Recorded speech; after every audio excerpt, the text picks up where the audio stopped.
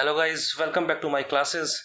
और इस वीडियो के अंदर हम लोग 6th क्लास की एनसीईआरटी करेंगे बहुत जल्दी। With in the 10 pages, 10 page के अंदर अंदर हम लोग 6ठी क्लास की ज्योग्राफी की एनसीईआरटी ख़त्म कर देंगे। आई एम दीक्षांत एंड दिस इज़ मी। और ये जो नोट्स हैं पूरे के पूरे मेरे खुद के बनाए हुए हैं पूरी की पूरी एनसीईआरटी से। इसमें कोई भी इंपॉर्टेंट चीज़ मैंने मिस नहीं कर रखी, तो बेफिक्र होकर आराम से देख लेते हैं ना। तो चलो, ये क्या है, जियो ऑफ द 6th क्लास। तो अर्थ के अंदर अपने पास कुछ ज़मीन है, कुछ पानी है। तो 29% of the earth is land and remaining 71% is water. चलो आगे चलते हैं। अगर मैं पानी की बात करूँ तो पानी जो है इसके अंदर देखो, अपन ने देख लिया अर्थ के अंदर ज़मीन है, पानी है।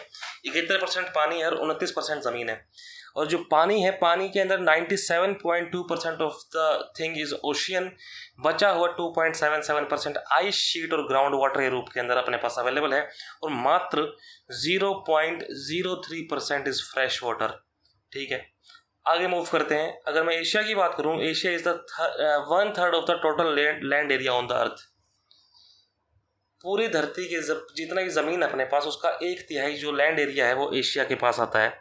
अभी साइज़ के हिसाब से इनको क्या कर रखा है, मैंने अरेंज कर रखा है। पूरा एनसीईआरटी है गाइस। तो एशिया सबसे बड़ा, फिर अफ्रीका, फिर North America, South America, Antarctica, Europe और फिर Australia. These are the continents अपने। और दीज आर द 7 कॉन्टिनेंट्स जिनको डिक्रीजिंग ऑर्डर के अंदर मैंने अरेंज कर रखा है। देख लेते हैं अपन इस चीज़ को है। अब एंटार्क्टिका की अगर मैं बात करूँ, एंटार्क्टिका के अंदर इंडिया के अपने 2 रिसर्च स्टेशंस हैं। एक का नाम है मैत्री और एक का नाम है भारती। ठीक है गाइस। इसी तरह जिस तरह अपने पास एशिया जो है, Asia is the 1/3 of the total land area, उसी तरह पैसिफिक पूरी अर्थ का 1/3 है।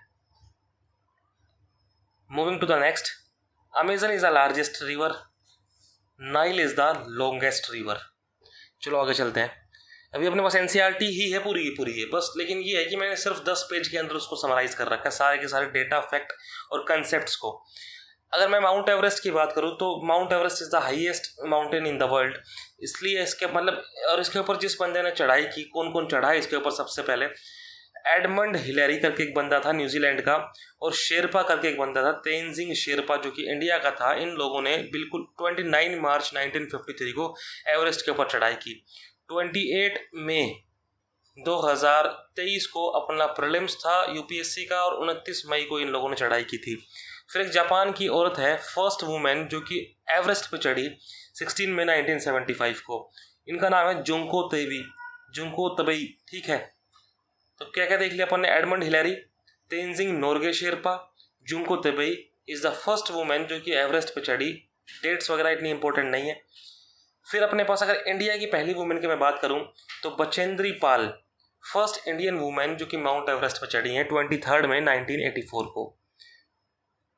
ठीक है भाई।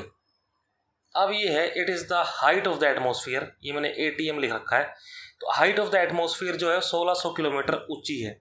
This is the earth, this is the height of the atmosphere. It 1600 kilometre in the height. Aryabhata की अगर बात करें, स्टार्टेड आर्यभट्ट अपने पास एक इंडियन एस्ट्रोनॉमर थे। इन्होंने ये स्टेट किया कि अर्थ एक राउंड ऑब्जेक्ट है and rotates on its own axis. ठीक है, कोई दिक्कत नहीं है। टोंगा आइलैंड, ये ऐसा ही दे रखा था अपने एनसीईआरटी के अंदर कि देयर इज आइलैंड जिसका नाम टोंगा आइलैंड है। तो मैं बता रहा हूँ कि tonga island is Pacific ocean के अंदर है। अगर इस टाइप की कुछ चीज़ें आती हैं तो आप लोग उसको एनसीईआरटी में देखते हुए चलें, मतलब उसको मैप में देखते हुए चले, एटलस में देखते हुए चलें। Asteroid, what are the asteroid? अगर एस्ट्रॉइड की बात करें तो asteroid are the heavenly bodies.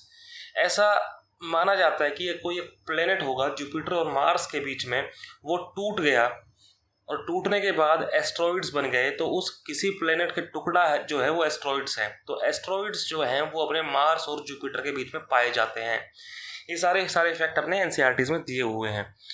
बहुत क्विक रिवीजन के लिए आप लोग रेफर कर सकते हैं।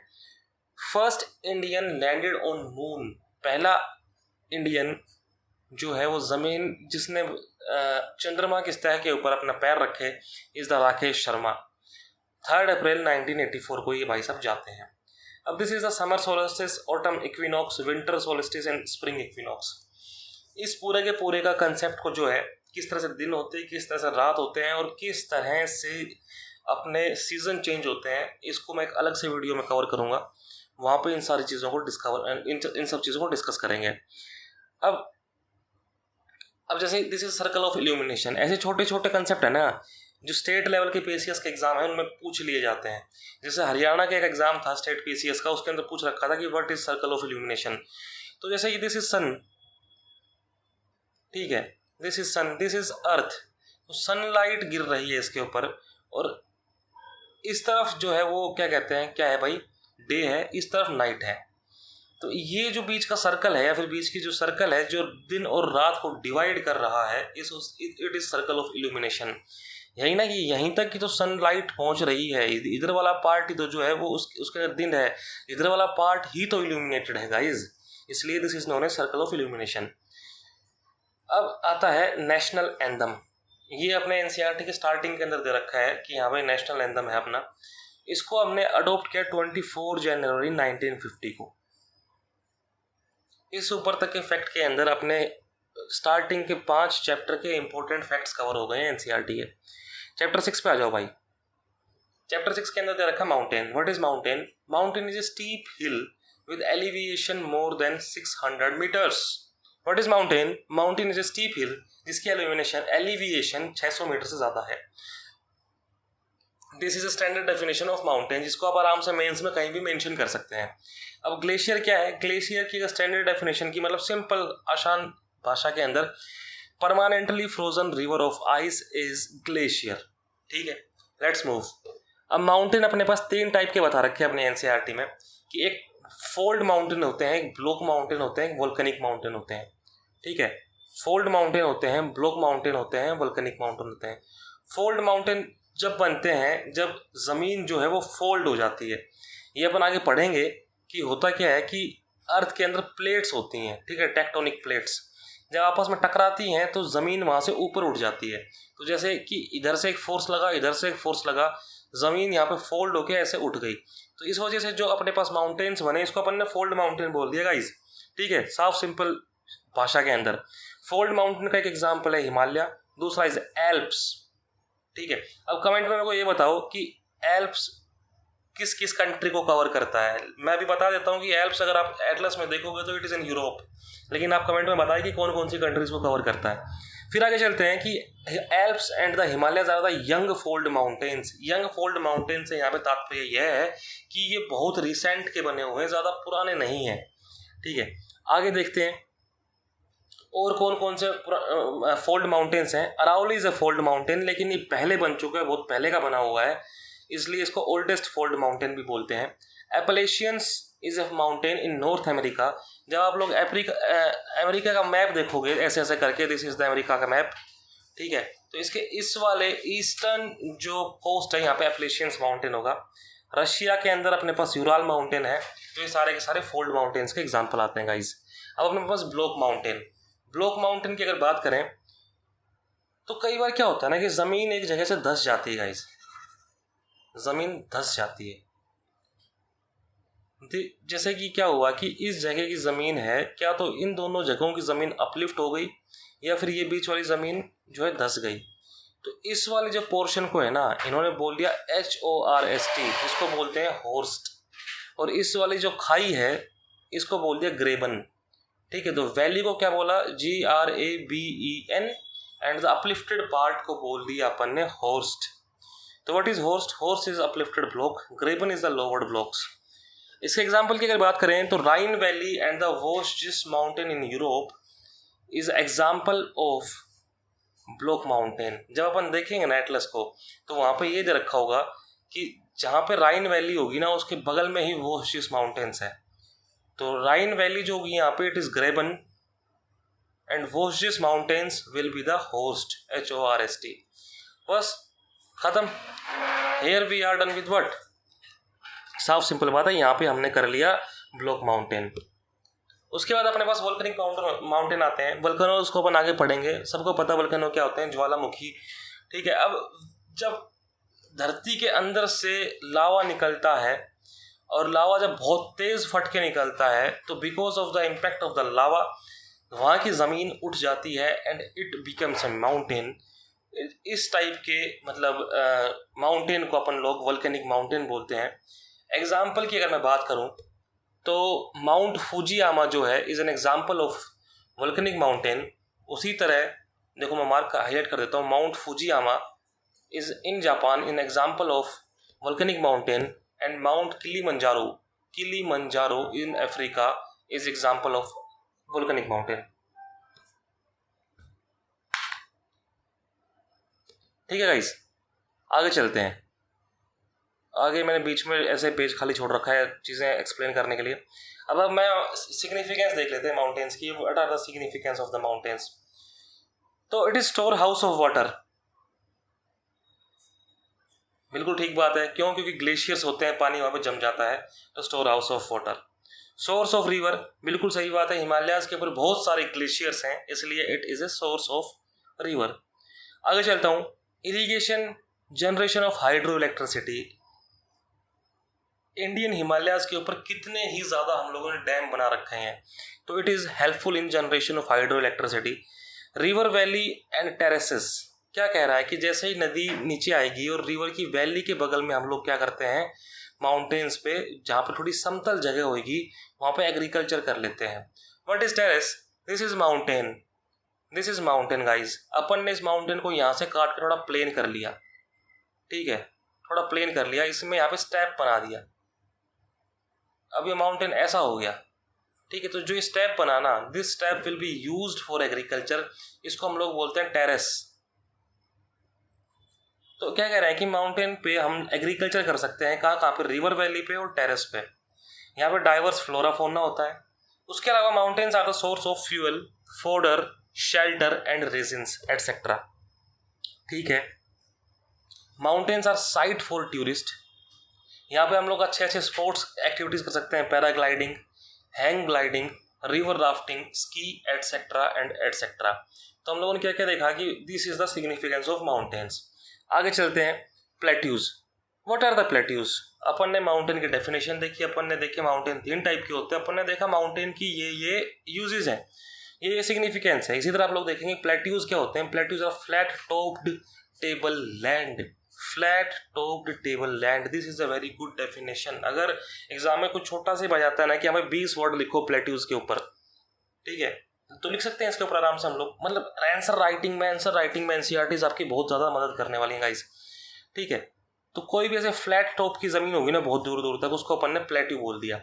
Example Deccan plateau, Indian Atlas में जाओ अभी और देखो डेक्कन प्लेट्यू कहाँ पे है। Other examples of the plateaus is east Africa plateau, ये अपने पास केनिया में है, तंजानिया एंड युगांडा, मतलब युगांडा। तो ये जो ईस्ट अफ्रीकन प्लेट्यू है ये तीनों कंट्रीज के अंदर फैला हुआ है। इसी तरह western plateau of Australia. Tibetan की अगर मैं बात करूं तो Tibetan plateau is also known as roof of the world, this is a very nice fact, ये आपको पता होना चाहिए। तिब्बतियन प्लेट्यू को संसार की छत भी कहते हैं, रूफ ऑफ द वर्ल्ड भी कहते हैं। 4000 से 6000 मीटर ये ऊंचा है, it is highest in the world. कुछ पॉइंट्स में अपना प्लेट्यू खत्म। अब देख लेते हैं कि what are the significance of plateau. देखो भाई, एग्जाम्पल के अगर तौर पे बात करें कि देखो पहला जो इसका सिग्निफिकेंस है, it is rich in minerals, है, बिल्कुल है, क्योंकि सबको पता है कि छोटा नागपुर प्लेट्यू जो है इंडिया का, it is rich in minerals. Deccan plateau is rich in minerals, Karnataka plateau is rich in minerals, इसलिए significance of plateau, it is rich in minerals. Example, African plateau के अंदर क्या क्या है भाई? गोल्ड है, डायमंड है। छोटा नागपुर प्लेट्यू के अंदर क्या क्या है? छोटा नागपुर प्लेट्यू के अंदर क्या क्या है? आयरन, कोल, मैंगनीज, ये सब चीजें मिलती हैं अपने को। फर्स्ट पॉइंट अब हो गया अपना मिनरल्स इसके अंदर। सेकेंड पॉइंट में क्या कहता है, यहाँ पे वाटरफॉल्स मिलते हैं, waterfalls are found in plateaus. Example, Hundru waterfall on Subarnarekha river, ये बहुत इंपॉर्टेंट है guys. Hundru waterfall Subarnarekha river के ऊपर है, छोटा नागपुर प्लेट्यू में। ये फॉल्स तो आपको याद होना चाहिए, एग्जाम में कई बार मैच द फॉलोइंग में पूछ लेता है, बहुत छोटे फैक्ट्स हैं, एनसीईआरटी प्रोवाइड कर रही है। जोग फॉल कर्नाटक के अंदर, दोनों याद होने चाहिए टिप्स पे। अब lava plateau is rich in black soil, this is the third significance. Mountains कर लिया, प्लेट्यूज कर लिया, तीसरी चीज अपने पास आती है प्लेन, ठीक है।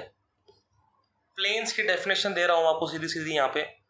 Generally not more than 200 metre above mean sea level, ये आपको याद होना चाहिए। माउंटेन्स के अंदर अपन ने हाइट की बात की थी 600 मीटर। प्लेट्यूज में हमने देखा कि these are flat table land, और यहाँ पे देखा कि they are generally not 200 metre above the mean sea level. ये कैसे बनते हैं? होता है क्या कि पहाड़ों से नदियाँ जो है सेडिमेंट्स को काट काट के लेके आती हैं और लाके उनको सेडिमेंट्स को वो डिपॉजिट कर देती हैं, तो उस वजह से अपने पास प्लेन्स बनते हैं। इसलिए अपने पास रिवर एंड ट्रिब्यूटरीज हमारे प्लेन्स बनाती हैं। Deposition of eroded material carried by reverse from mountains, ठीक है। इरोडेड मटेरियल्स रिवर्स लेके आई, माउंटेन से उनको डिपॉजिट कर दिया, तो अपने पास क्या बन गया गाइस? प्लेन्स बन गए। एग्जाम्पल की अगर बात करें तो Ganga and Brahmaputra plains of North India, Yangtze plains of China. तो यांगजे क्या हुई? Yangtze is a river in China. अब मैं सिग्निफिकेंस की बात कर लेता हूँ। It is useful for human habitation. बिल्कुल सही बात है यार, इंसान कहाँ रहेगा? इंसान पहाड़ों में रहेगा। पहाड़ों के अंदर भाई चढ़ना है मुश्किल, बर्फ पड़ रही है वहाँ पे, रगड़ टेरेन है, लोग रह नहीं पा रहे हैं, तो आराम से प्लेन्स में रहेंगे ना। इसी तरह यहाँ पे फर्टाइल सोइल है। फर्टाइल सोइल अगर यहाँ पे होगी तो अच्छी खासी प्रोडक्टिव होगी, और प्रोडक्टिव अगर होगी तो लोग यहाँ पे अच्छे खासे रहेंगे। तो this is a reason for the densely populated region of plains, ठीक है। ये एक एग्जाम में, ये मेंस में पूछा हुआ क्वेश्चन है कि व्हाट इज द रीजन, क्या कारण है कि northern Indian plains are thickly populated, ठीक है। हालांकि वहाँ पे ये 150 से 200 वर्ड का क्वेश्चन आया था, लेकिन अभी अपने को बेसिकली पता लग गया 6th क्लास की एनसीईआरटी की मदद से कि यहाँ पे फर्टाइल सोइल है भाई, तो लोग अच्छे खासे यहाँ पे एग्रीकल्चर करते हैं। तो एग्रीकल्चर अगर करेंगे तो आराम से यहाँ पे लोग रह पाएंगे। This is also a reason easy transport and communication, इस कारण भी यहाँ पे लोग बहुत सारे रह रहे हैं। अब कुछ चीज़ें हैं एक आधी कि मोना किया हवाई के अंदर, पैसिफिक ओशियन के अंदर अपने पास देखो मोना MAUNAKEA पैसिफिक ओशियन के अंदर है, ये एक माउंटेन है। लेकिन अगर ये ओशियन के अंदर है तो इसलिए ये अंडर सी माउंटेन है, ठीक है। This is a under sea mountain. इसकी हाइट है 10,205 मीटर गाइज। और अपना जो हिमालयाज है इसकी हाइट 8,848 मीटर है। यही बात है ना। अगर तो साफ साफ ये हो गया ना कि it is higher than the Mount Everest. बस ये यही कहना चाह रहा हूँ कि पैसिफिक ओशियन के अंदर एक अंडर सी माउंटेन है, इसकी जो हाइट है is higher than the Mount Everest. उसके बाद आता है अपने पास वल्केनो। अब मैं यहाँ पे अभी अपन ने थोड़ी देर पहले वल्केनिक माउंटेन की बात की थी, तो इसका डायग्राम यहाँ पे अपने पास है कि कैसे क्या होता है क्या नहीं होता है। This is the structure of volcanic mountain. ये क्या है? This is magma, magma chamber. यहाँ पे मैग्मा बन रहा है, ठीक है भाई। ये मैग्मा बिल्कुल बहुत गर्म हो गया है। अब यहाँ से बाहर निकलेगा, बाहर निकलेगा। पहली बार जब वोल्केनो फटा तो सारा मैग्मा के यहाँ पे क्या हो गया? जमा हो गया। मैग्मा जमा हो गया, मैग्मा ठंडा हो गया। थोड़े दिन तक वोल्केनो का जो माउंटेन है इसकी जो है हाइट यही रही। फिर यहाँ पे चीज़ें हुई कुछ कुछ कुछ कुछ, ठीक है गाइस। फिर जब कुछ डिपोजिशन हुआ, कुछ सेडिमेंट्स आके जमा हुए, कुछ भी हुआ, फिर अचानक से दोबारा जो है अपने पास ये वोल्केनो फटता है, फिर यहाँ पे आके जमा होना चालू हो गया। फिर थोड़े दिन बाद दोबारा फटता है, फिर यहाँ पे आके दोबारा जमा होना चालू हो गया। तो over the interval of time volcano जो है वो बार बार इरप्ट हो रहा है। और कई बार क्या होता है कि यहाँ से इरप्ट हो रहा है, लेकिन अचानक से इसको याद आता है यार मैं बीच से भी तो इरप्ट हो सकता हूँ। कोई भी वीक जोन पाके यहाँ से बीच से भी इरप्ट हो जाता है वोल्केनो, और यहाँ से बाहर आकर डिपोजिट होना चालू हो जाता है। क्या है कि जहाँ पे सारा मैग्मा है, इसको मैग्मा चैम्बर बोलते हैं। इस पूरी चीज़ को बोलते हैं अपन लोग volcano cone. Volcano cone is compose of layers of ash and lava. इसमें से जब ये फटेगा तो अपने पास यहाँ पे वोल्केनिक ऐश निकलेगी, कुछ गैस निकलेंगी, और साथ में कुछ छोटे छोटे पत्थर निकलेंगे, ठीक है। इनको हम लोग लावा बॉम्ब्स भी बोलते हैं। तो लावा के बम्ब बोल दिया गाइस हमने, ठीक है। और साथ साथ में जो मैंने बना रखा है दीज आर क्लाउड्स। तो ह्यूज क्लाउड ऑफ स्टीम जो है वो भी निकली है, वोल्केनिक ऐश निकली है और गैस निकली है। अब molten rock flowing down the, देखो क्या हो रहा है कि अंदर मैग्मा है। अगर ये मैग्मा मेल्ट होकर बाहर निकल जाता है और ये बाहर फ्लो कर रहा है इन द ओपन एटमॉस्फेयर, इसको हम लोग लावा बोलते हैं। तो बस यही कह रहा है, what is lava? Lava is molten rock. तो आगे चलते हैं गाइस। चैप्टर नंबर 7, एक सेकंड गाइस, 0 नो, हाँ, चैप्टर नंबर 7। अब इंडिया का एरिया दे रखा है इसके अंदर 3.28 मिलियन किलोमीटर स्क्वायर या फिर square kilometre is the area of India. Exam में अगर आपके पास आ जाए छोटा सा, मैं आपको स्टार्टिंग की थोड़ी सी वो दे रहा हूँ कि हाँ भाई मेंस में अगर आप लोग आंसर राइटिंग करेंगे तो आ जाता इंडिया की डाइवर्सिटी की बात करते हैं तो थोड़ा सा पता होना चाहिए कि हाउ इंडिया इज डाइवर्स। तो इंडिया इज जियोग्राफिकली डाइवर्स। कैसे? इंडिया के अंदर लॉफ्टी माउंटेन्स हैं, इंडिया के अंदर ग्रेट डेजर्ट है, नॉर्दर्न प्लेन्स हैं, यहाँ पे अपने पास प्लेट्यू भी है, कोस्टल प्लेन्स हैं, आइलैंड्स हैं। तो हम लोग अच्छा खासा डाइवर्स कंट्री है गाइज, ठीक है। इंडिया की अगर मैं एक्सपेंस की बात करूं तो इंडिया के नॉर्थ में कश्मीर है, साउथ में कन्याकुमारी। तो this north to south expanse is 3200 kilometre and this west to east expanse is 2900 kilometre. Kutch से लेके आंध्र प्रदेश, कश्मीर से लेके Kanyakumari. This is India, this is how wide India is, this is how long India is and this is how beautiful India is.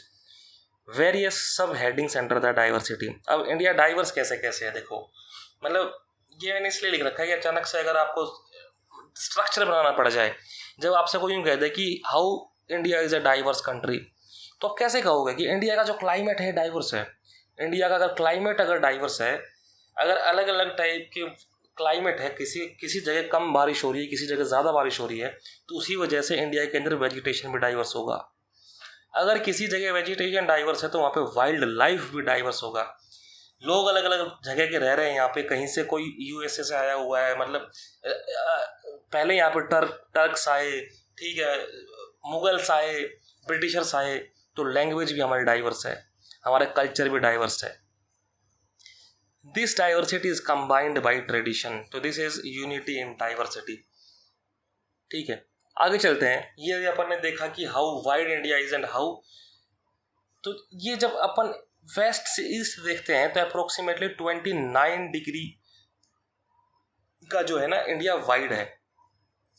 ये सारे के सारे जो हैं these are latitude and longitude जो हैं वो हैं कि इंडिया नॉर्थ से साउथ के अंदर 37 डिग्री 6 मिनट्स नॉर्थ से लेके 8 डिग्री 4 मिनट्स नॉर्थ। तो ये कुछ ज़्यादा इम्पोर्टेंट है नहीं, आपको पता होना चाहिए। तो आगे चलता हूँ, ये आप लोग खुद देख लेना। अब देखो क्या होता है ना कि हर कंट्री के टाइम जोन्स होते हैं कि मतलब हाँ भाई इस टाइम जोन को इंडिया फॉलो करेगा। जैसे जैसे हम लोग यू मूव करते हैं वैसे वैसे लोकल टाइम चेंज हो जाता है। As we move in this direction west to east, वैसे वैसे हर जगह का लोकल टाइम चेंज हो जाता है, ठीक है। ये चीज़ आपने पढ़ी होगी। एक लोकल टाइम होता है, एक स्टैंडर्ड टाइम होता है, ठीक है। विद एवरी 15 डिग्री मूव किस साइड, लॉन्गिट्यूडिनली, यहाँ पे 0 डिग्री लॉन्गिट्यूड है, अगर यहाँ पे 15 डिग्री लॉन्गिट्यूड है ईस्ट या फिर वेस्ट, तो ये इन दोनों लॉन्गिट्यूड्स के बीच में जो टाइम गैप होगा इट इज 1 आवर, ठीक है। और हर कंट्री का अलग अलग क्या कहते हैं टाइम जोन्स होते हैं। उसी हिसाब से मैंने कह रखा है कि यूएसए एक वाइड कंट्री है तो यूएसए के नंबर ऑफ टाइम जोन्स जो हैं वो 7 हैं, कनाडा के नंबर ऑफ टाइम जोन 6 हैं, रशिया के 11 हैं और फ्रांस के 13 हैं। 12 प्लस 1 जो इसका एक वाला है ना ये हम कहाँ से मिला रखा है, ये फ्रांस की एक जगह है एंटार्क्टिका के अंदर। इसने क्या रखा है कि भाई मेरा टाइम जोन एंटार्क्टिका से ही पास कर रहा है, तो 13th जो है वो एंटार्क्टिका वाला है।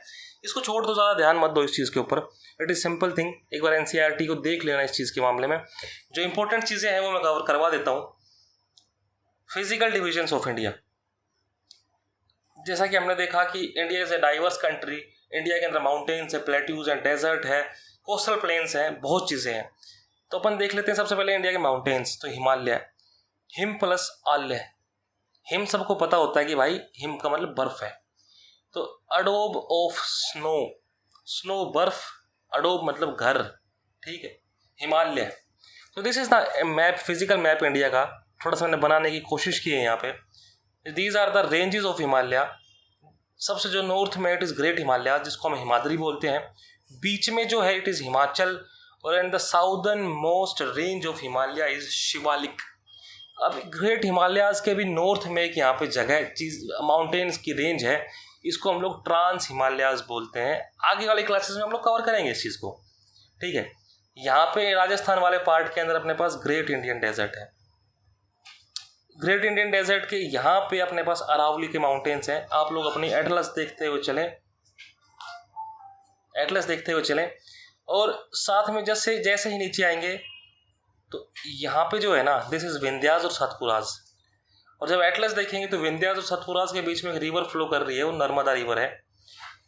एक प्रॉपर क्लास के अंदर विद एटलस हम लोग पूरे के पूरे मैप्स, पूरी रिवर, सब चीज़ें कवर करने वाले हैं। ये 6 क्लास की एनसीईआरटी है, तो उस हिसाब से ही मैं इसको कवर करने की कोशिश कर रहा हूँ। विंध्याज, सतपुराज, अब बिल्कुल सही बात है। देखो ये अब south of the Himalayas is अपने पास northern plains. Northern plains are made by Indus, Ganga, Brahmaputra. अभी 2023 के अंदर अपने पास एक CAPF का एग्ज़ाम हुआ है, उसके अंदर यही क्वेश्चन आया है कि northern plains of India are made by Indus, Ganga, Brahmaputra. तो लोग इसमें कंफ्यूज हो गए कि भाई क्या इंडस पार्ट है नॉर्दर्न प्लेन्स का? जी बिल्कुल हाँ, 6 क्लास की एनसीईआरटी से उठाई हुई एज इट इज लाइन है यूपीएससी की, कि अपना क्या है, northern plains are part of this,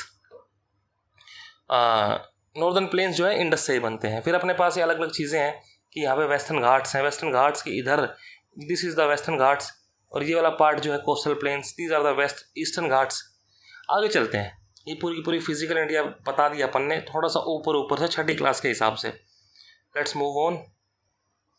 peninsular India lies south of northern plains, बिल्कुल सही बात है। ये अपन ने देखा, this is the northern plain, ये नॉर्दर्न प्लेन है। पेन का कलर चेंज कर लेता हूँ मैं एक बार के लिए, फिर दोबारा से सेम कर लेंगे। और ये पूरा का पूरा पार्ट है ना guys, this whole part is peninsular India, ठीक है। नॉर्दर्न प्लेन्स के साउथ में पेनिनसुलर इंडिया है। अब ये अपन ने देखा कि ये पेनिनसुलर इंडिया है, इसकी कैरेक्टरिस्टिक्स की बात कर लेते हैं। क्या है ये? It is triangular in shape, बिल्कुल सही बात है भाई, ये ट्राइंगुलर है शेप के अंदर। हाईली अनइवन रिलीफ, बहुत सी यहाँ पे हिल रेंज है और यहाँ पे वैलीज हैं। अब ये प्लेट्यू है, प्लेट्यू होगा तो ये बिल्कुल रफ होगा, जायज़ सी बात है। अब Narmada river flows between the Vindhyas and Satpura, ये भी थोड़ी देर पहले बात की थी कि 2 पहाड़ दे रखे हैं यहाँ पे, इन दोनों के बीच में नर्मदा रिवर फ्लो कर रही है। और this is Vindhyas, this is Satpuras, इसके यहाँ पे जो है ये तापी रिवर फ्लो कर रही है। Simple. Sahyadri border the plateau in the west, क्या कहना चाह रहा है ये? एक सेकंड बता देता हूँ। देखो शाद्री क्या है भाई? Sahyadri is western Ghats, western Ghats को ये लोग शाद्री बोल रहे हैं। तो ये इंडिया है, this is Vindhyas, this is Satpura, these are the Western Ghats, और वेस्टर्न घाट्स का दूसरा नाम शाद्री है। और ये बीच वाला पूरा पार्ट अपन ने जैसे बताया, दिस इज द पूरा का पूरा प्लेट्यू पार्ट। तो इस स्टेटमेंट का मतलब ये है कि शाद्री जो है वो प्लेट्यू के वेस्टर्न साइड में है। बिल्कुल सही बात है भाई, ये वेस्ट में ही है। ईस्टर्न घाट्स जो है वो प्लेट्यू के ईस्ट में है। तो ऊपर वाले डायग्राम में अपन ने देखा था कि यहाँ पे ईस्टर्न घाट्स हैं, छोटे छोटे माउंटेन रेंजेस हैं, तो ये अपने ईस्ट साइड में है। चले आगे। इस पूरे प्लेट्यू के अंदर क्या क्या चीज़ें हैं, मिनरल्स हैं, कैसे कैसे, जैसे कोयला हो गया, आयरन हो गया। अब आता है सुंदरबंस। Where is Sundarban? ये अपने पास इंडिया है गाइस, ठीक है, और यहाँ से गंगा आ रही है। तो जो डेल्टा, जिस जगह पे गंगा जाके बे ऑफ बंगाल में गिरेगी, उस जगह पे गंगा आके ऐसे फैल जाएगी, यूं फैल जाती है। तो ये क्या हुआ, इस फैलने की वजह से यहाँ पे गंगा की एक बढ़िया सी शेप बन गई, ये ट्राइंगुलर शेप बन गई। मान रहे हो मेरी बात? ये ट्राइंगुलर शेप बन गई, तो इस ट्राइंगुलर शेप को बोलते हैं डेल्टा, ठीक है, सिंपल। अब जो गंगा डेल्टा बना रही है, इस डेल्टा का नाम है सुंदरबन डेल्टा, ठीक है। गंगा डेल्टा बना रही है, इसका नाम क्या है? सुंदरबन डेल्टा। सुंदरबन डेल्टा ये क्या है? Sundarban delta is the world's largest delta. अब ये मैंने यही कह रखा कि this is the shape of delta, बस। अब क्या होता है देखो, डेफिनेशन देख लेते हैं। Delta is an area of land formed at mouth of an river. तो इसको कैसे याद करेंगे कि this is the mouth of river? Basically बात क्या है, माउथ का मतलब होता है मुंह, है ना, मुंह को माउथ बोलते हैं। तो सारी की सारी चीज़ अपन जो लोग खाते हैं वो सारी मुंह में जाएगी। अगर ये मान लेते हैं ये मुंह है, तो ये सारा सारा पानी यहाँ से आ रहा है, तो सारा सारा पानी ये अपना ये मुंह खा जाएगा पूरा का पूरा, इसलिए इस जगह को मुंह बोल दिया, मतलब माउथ बोल दिया। Delta is an area of land formed at mouth of an river. कोई आपत्ति नहीं होनी चाहिए यहाँ तक गाइस। हाँ, चले आगे। डेल्टा क्या है? डेल्टा एक एरिया है लैंड का जो कि माउथ ऑफ द रिवर पे बन रहा है। अब western coastal plains are very narrow, eastern coastal plains are much broader. क्या कहना चाह रहा है ये guys? This is simple task, कोई दिक्कत नहीं है। देखो मैं बता देता हूँ आप लोगों को। दिस इज अपना India, this is the peninsular plateau. ये यहाँ पे अपने पास क्या है? These are western Ghats, these are eastern Ghats. इन घाट्स के बगल में यहाँ पे अपने पास है कोस्टल प्लेन्स। कोई आपत्ति नहीं होनी चाहिए यहाँ पे। इन घाट्स के बगल में क्या है गाइस? Coastal planes. तो ये कहना चाह रहा है कि जो वेस्ट वाले कोस्टल प्लेन है, ये वाले coastal plain, these are very narrow, and ये वाले कोस्टल प्लेन जो this width, which width guys? This width, ये width, the width between the coast and the mountains या फिर घाट्स, ये वाली विड्थ जो है ना ये ब्रॉड है, और ये वाली जो विड्थ है ना ये जो है ये नैरो है। तो इसमें कई बार ना बच्चे फंस जाते हैं। एग्जामिनर क्या पूछ लेगा? एग्जामिनर आपसे ये कह देगा कि वेस्टर्न घाट्स आर वाइडर, लेकिन अपने पास, या फिर कह देगा वेस्टर्न घाट्स आर नैरो। नहीं भाई, वेस्टर्न कोस्टल प्लेन जो है ये नैरो है, coastal plain, eastern coastal plain जो है ये वाइडर है। सिंपल। अब इसी चैप्टर के अंदर चीज की बात कर रखी है, उसको बोलते हैं कोरल। किसके उत्तर की? कोरल की बात कर रखी है guys. What are the coral? होता क्या पानी के अंदर, समुद्र के अंदर ये क्या है? These are skeleton of tiny marine animals. समुद्र के अंदर एक एनिमल होता है पोलिप नाम से, ठीक है भाई। अब इस पोलिप का जो स्केलेटन होता है ना वो कैल्शियम का बना होता है। कोई नई बात नहीं, इंसानों की हड्डियां भी कैल्शियम की बनी होती हैं। तो उसी तरह इसका जो पोलिप जो ऑर्गेनिज्म है, इसका जो स्केलेटन भी है वो भी किसका बना होता है? कैल्शियम का बना होता है। अब इस पोलिप के ऊपर है ना कुछ एल्गी आके रहते हैं, एल्गी, ALGAE। और जब ये एल्गी आके रहती हैं तो इस पोलिप के बीच में और एल्गी के बीच में एक सिम्बायोटिक रिलेशनशिप होता है। कैसा रिलेशनशिप होता है? सिम्बायोटिक रिलेशनशिप, सिम्बायोटिक रिलेशनशिप, ठीक है गाइस। अब इस रिलेशनशिप की वजह से क्या होता है? जो एल्गी है it provides food to polyp.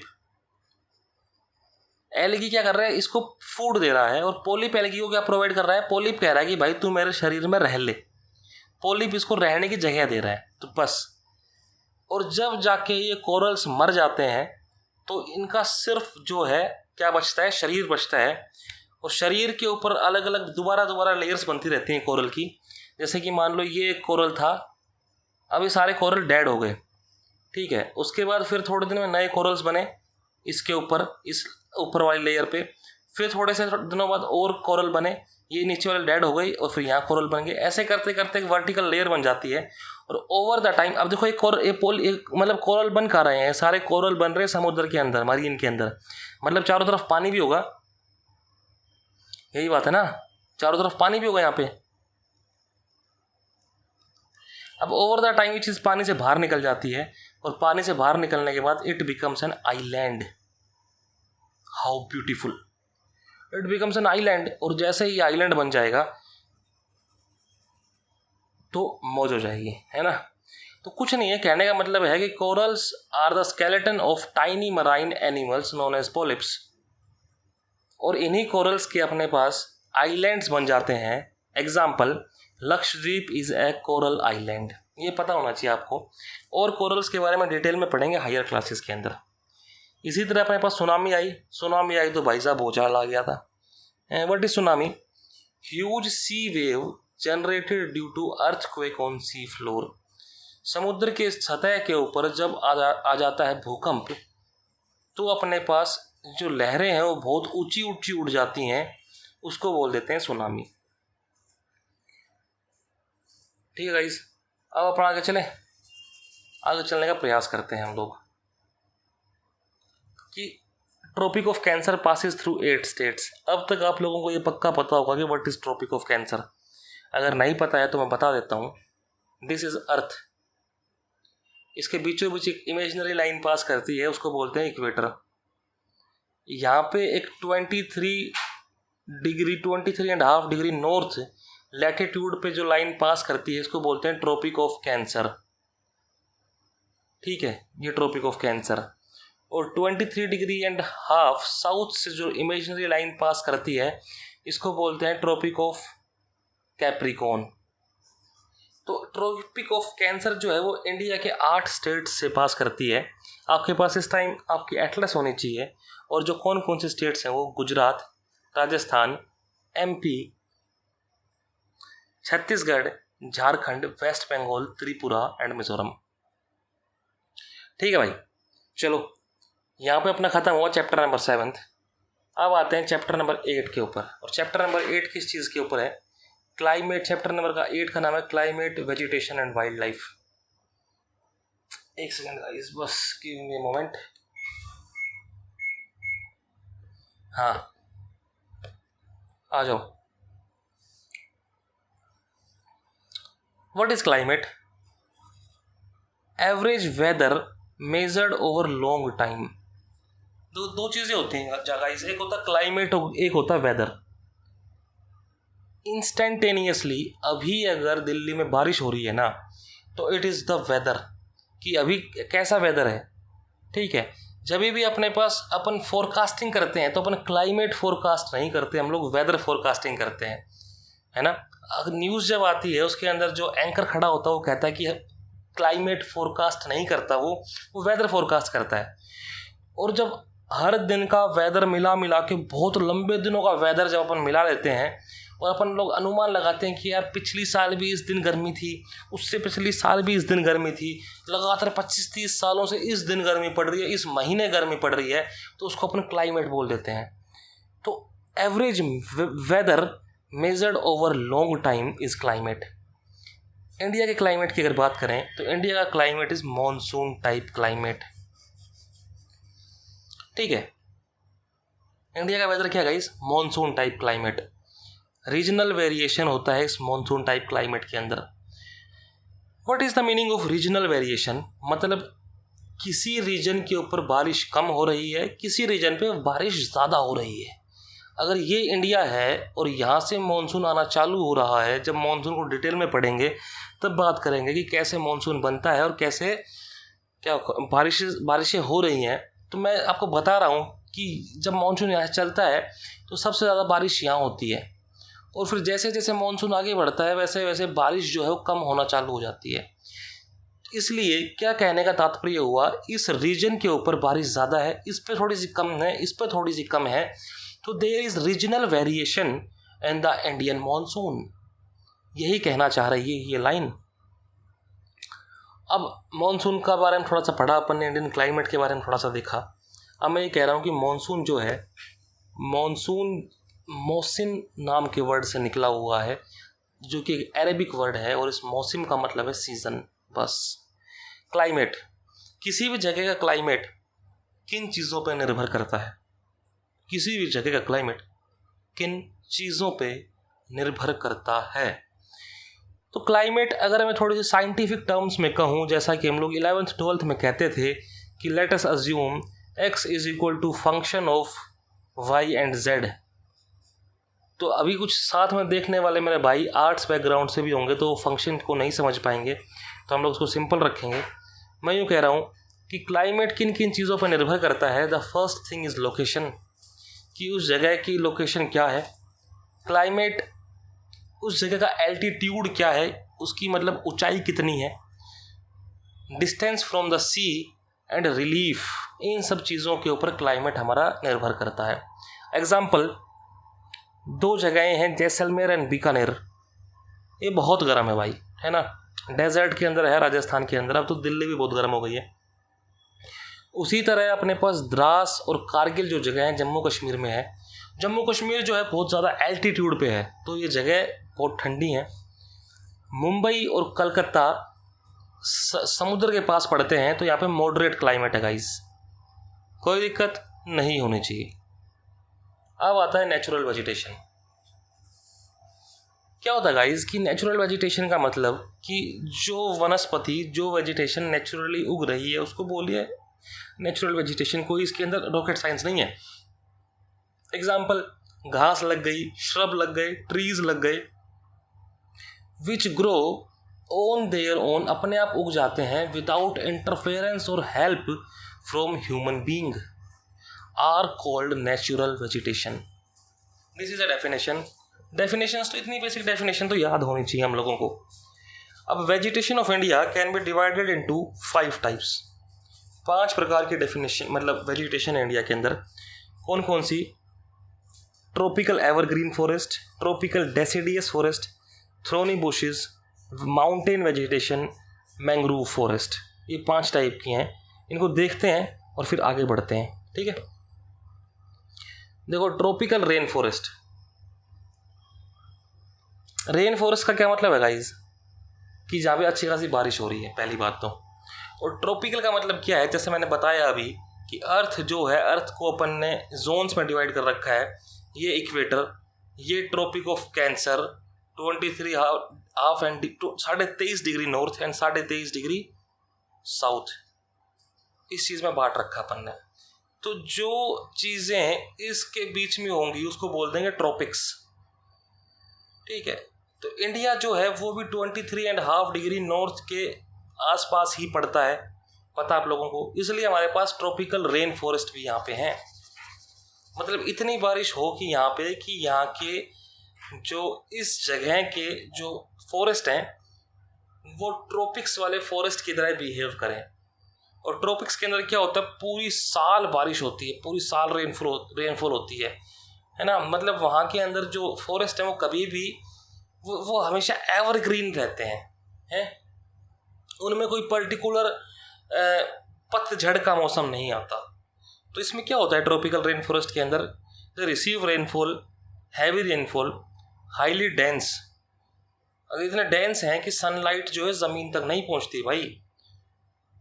Example, यहाँ पे कौन कौन से ट्रीज होते हैं? Mahogany, ebony, rosewood. In India ये कौन कौन सी जगह पे मिलते हैं ट्रॉपिकल रेन फॉरेस्ट, ये पता होना चाहिए आपको। ये इतनी सिंपल चीज़ें 6ठी क्लास के एनसीईआरटी में दे रखे हैं, तो guys you are really lucky, ठीक है। अंडमान निकोबार के अंदर मिल रहे हैं, नॉर्थ ईस्टर्न स्टेट्स के अंदर मिल रहे हैं। इन चीज़ों को जब हम आगे चलेंगे ना तो पता लगेगा कि नॉर्थ ईस्ट के अंदर अच्छी खासी बारिश होती है, अंडमान निकोबार पे बहुत बढ़िया बारिश होती है, इसलिए यहाँ पे मिल रहे हैं हमको।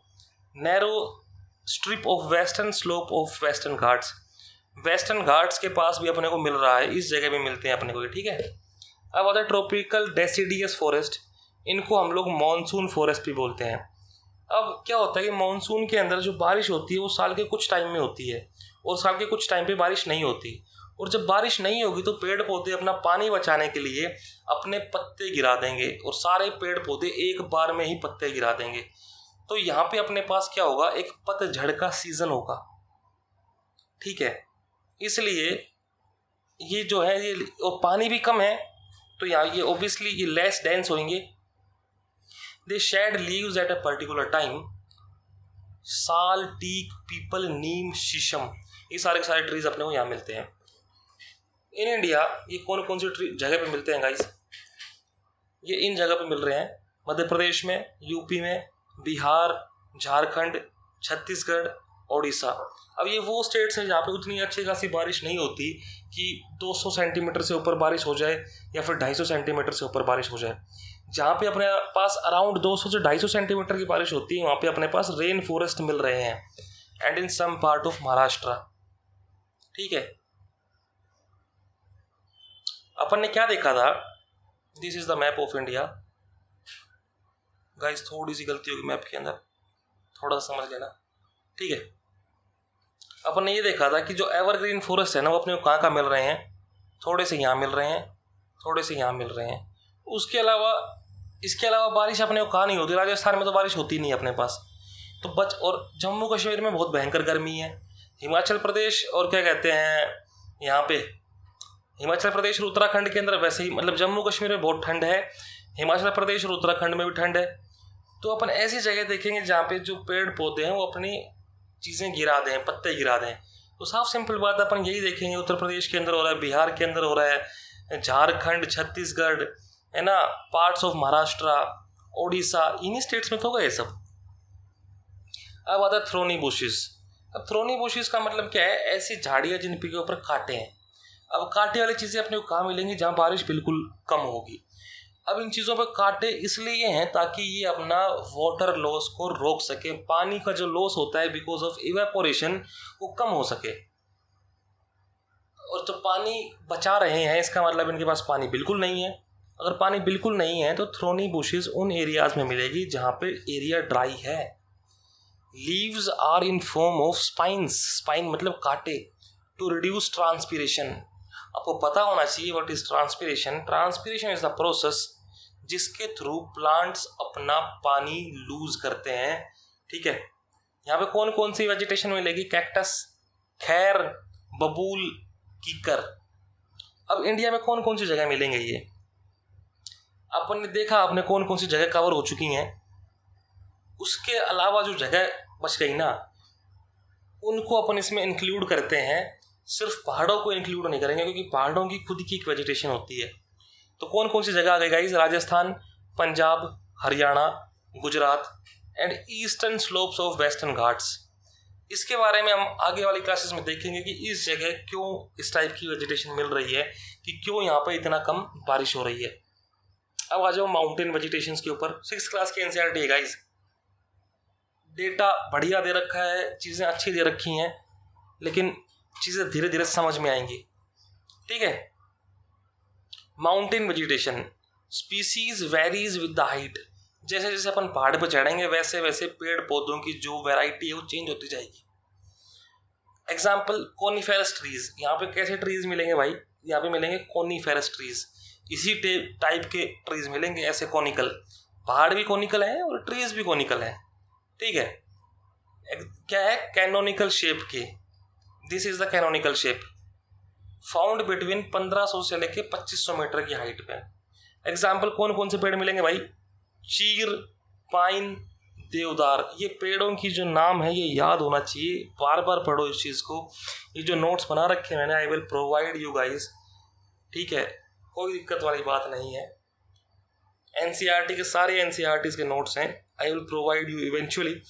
लेकिन अभी वीडियो देखो और समझो चीज़ों को। अब आते हैं मैंग्रोव ट्रीज। अब क्या होता है कि समुद्र के आसपास वाली जगह है ना, जहाँ पे नदी अपनी समुद्र से जाके मिल रही है, वहाँ पे कंटिन्यूसली पानी जो है वो है। ठीक, कंटिन्यूस प्रेजेंस ऑफ वाटर। और जब नदी समुद्र से मिल रही है तो इस जगह पे डेल्टा वाले एरिया पे अपने पास पानी कैसा होगा, सैलाइन वाटर, खारा पानी होगा। और इस सैलाइन वाटर के अंदर जो स्पीसीज मिलेंगी उनको बोलते हैं अपने पास मैंग्रोव फॉरेस्ट। तो कहाँ सर्वाइव हो रहे हैं गाइस ये, इन सैलाइन वाटर। और इस मैंग्रोव फॉरेस्ट के अंदर जो पेड़ मिलेंगे सुंदरी ट्रीज। इस ट्री का नाम है सुंदरी ट्रीज। और इस सुंदरी के बेसिस के ऊपर ही अपन ने जो गंगा ब्रह्मपुत्र डेल्टा का नाम रखा है सुंदरबन डेल्टा। अपन ने पढ़ा है इसी लेक्चर के स्टार्टिंग के अंदर कि the Ganga Brahmaputra delta is the largest delta in the world. ठीक है, तो वहाँ पे, और उसको सुंदरबन डेल्टा बोलते हैं। उसको सुंदरबन डेल्टा इसीलिए ही बोलते हैं क्योंकि यहाँ पे सुंदरी नाम के पेड़ मिलते हैं। देखो अब कहाँ मिल रहा है अपने पास मैंग्रोव ट्रीज, सुंदरबन में मिल रहे हैं, अंडमान निकोबार में मिल रहे हैं, और भी जगह पे मिलते हैं जो अपन देखेंगे धीरे धीरे, है ना। अब आ जाओ गाइस सिग्निफिकेंस ऑफ फॉरेस्ट के ऊपर। एग्जाम में अगर आपके पास आ गया यूपीएससी में, मेंस में कि what are the significance of forest, इतना ही सिंपल पूछेगा नहीं, लेकिन फिर भी आपके पास हर चीज़ के लिए कम से कम 20 से 25 वर्ड्स तैयार होने चाहिए, तब कि तब आप लोग बता पाओ कि what is the significance of forest. Forest oxygen release करते हैं, CO2 लेते हैं। बिल्कुल बिल्कुल 6ठी क्लास वाले बच्चे वाली बात है। सोइल इरोजन को रोकते हैं, गुड पॉइंट। हमको क्या क्या प्रोवाइड कर रहे हैं, हमको प्रोवाइड कर रहे हैं फ्यूल प्रोवाइड कर रहे हैं, टिम्बर लकड़ी, फोडर, मेडिसिनल प्लांट्स प्रोवाइड कर रहे हैं, हर्ब दे रहे हैं, शहद, गम और लाख दे रहे हैं, LAC लाख। इससे क्या बनती है, इससे अपने पास अलग अलग ऑब्जेक्ट्स बनती है। जैसे राजस्थान में इस मटेरियल से चूड़ियाँ बनती हैं, ठीक है, कड़े कड़े बनते हैं जो कि अपने पास विमेन पहनती हैं। And forest is natural habitat for wild life. अब फॉरेस्ट खत्म हो गया, ने मतलब नेचुरल वेजिटेशन खत्म हो गया, द लास्ट थिंग जो अपने पास अभी हाथ में है इट इज वाइल्ड लाइफ। ठीक है गाइस, वाइल्ड लाइफ में क्या क्या चीज़ें आ रही हैं। वाइल्ड लाइफ में अपने पास रेप्टाइल्स आ रहे हैं जो कि जैसे कि एग्जांपल क्रोकोडाइल। एम्फीबियंस आ रहे हैं। एम्फीबियंस वो जानवर होते हैं जो कि समुद्र में भी रह सकते हैं और बाहर भी रह सकते हैं, मतलब जो पानी में भी रह सकते हैं और ज़मीन पे भी रह सकते हैं। मैमल्स इसमें आते हैं। मैमल्स आप लोगों को पता है, बर्ड्स, इंसेक्ट्स एंड वॉर्म्स। अब कुछ एनिमल्स हैं, इनको देख लेते हैं अपन। ऊँट जो है, ऊँट अपने को कहाँ मिलता है, ग्रेट इंडियन डेजर्ट में। वाइल्ड एस, जंगली गधा, कहाँ मिल रहा है अपने को, रन ऑफ कच्छ के अंदर मिल रहा है। स्नेक्स की अगर बात करें, snakes are found in India, जैसे कोबरा मिल रहा है और KRAITS, क्रेट्स मिल रहा है। ठीक है जी, ये आपको याद रहनी चाहिए छोटी मोटी चीज़ें कि रन ऑफ कच्छ के अंदर वाइल्ड एस मिल रहा है, क्योंकि अभी छोटी छोटी स्पीसीज़ को आप लोग याद करते हुए चलोगे ना, और जब एनवायरनमेंट पढ़ोगे तो ये स्पीसीज़ बहुत सारी हो जाएंगी, बहुत सारी, और फिर याद करनी एक बार में मुश्किल हो जाएगी।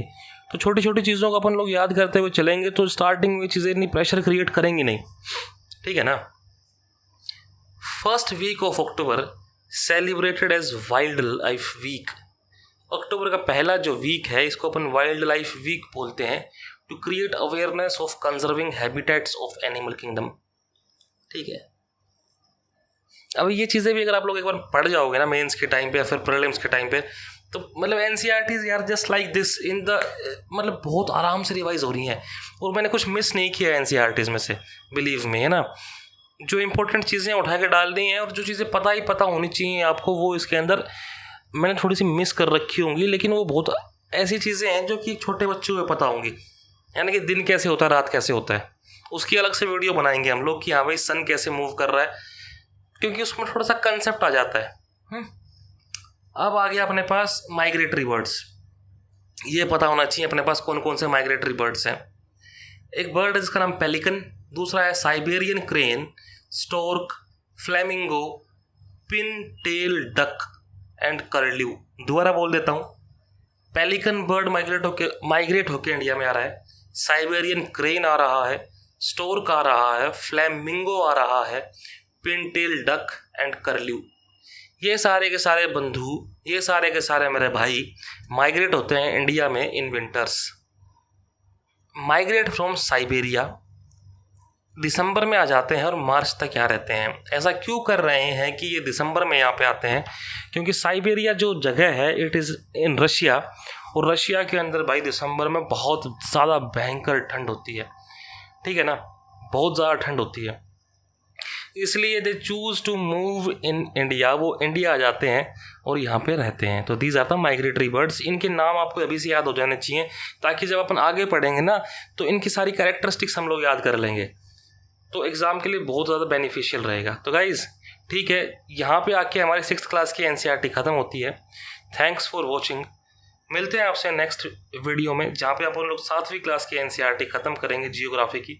ऐसे कर करके सारी NCERTs अपन लोग सल्टा देंगे, इम्पोर्टेंट टॉपिक्स हम ख़त्म कर देंगे, और उसके अलावा जो ये सारे के सारे PDF हैं I will provide it to you guys. ठीक है, तो मिलते हैं आपसे नेक्स्ट वीडियो में, तब तक bye bye, tata, take care, शबा खैर, जय हिंद।